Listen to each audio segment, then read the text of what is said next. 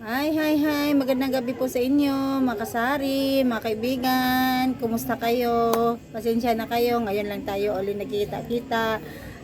Mag-a-update lang ako sa inyo sa mga presyo natin, na mga bilihin natin. Pasalamat din tayo kasi ang bigas natin ay bumaba na. Marami ng pagbabago. Lalo na yung mga ibang mga dilata natin, medyo bumaba ng konti. Kaya binabaan din naman natin yung mga gatas natin. Nakakabili kasi tayo, may mga promo-promo. Ayun, ito ang pinakaano ko sa inyo mga guys, mga kaibigan, makasari. Kasi yung bigas natin, ang laki na nang ibinaba. Nagpapasalamat din ako kasi lahat ng mga suki ko ay bumabalik naman sa akin. Kasi nung time na mataas ang bigas mga kasari, alam nyo po ba, ang binibili ng mga suki ko, tagalahating kilo na lang.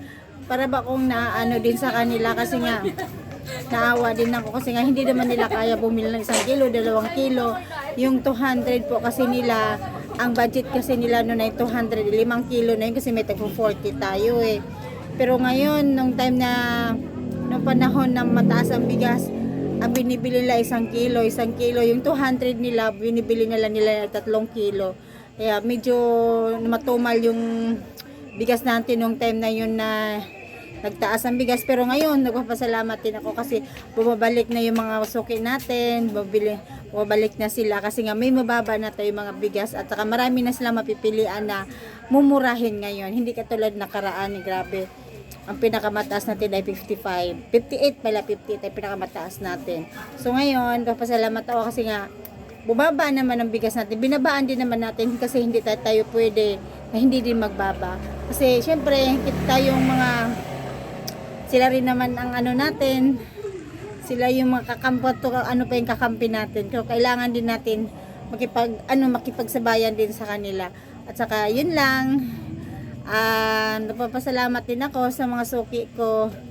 Ang hindi naman sa pagano ko, malaki ding tulong sila sa akin kasi nga lahat naman ng mga ano dit, kahit malayo sila pumupunta pa sa akin dito kasi nga may mababa nga akong bigas. Ngayon bumabalik na sila unti-unti. Thank you Lord kasi nga bumabalik na sila at saka marami na tayong mababa mga presyo ngayon. Saka marami sa mapipilian nyo ng bigas natin kasi nga mababa na ang mga bigas natin.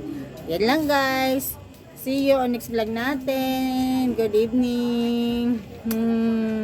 Please subscribe my channel, Bitmansugan.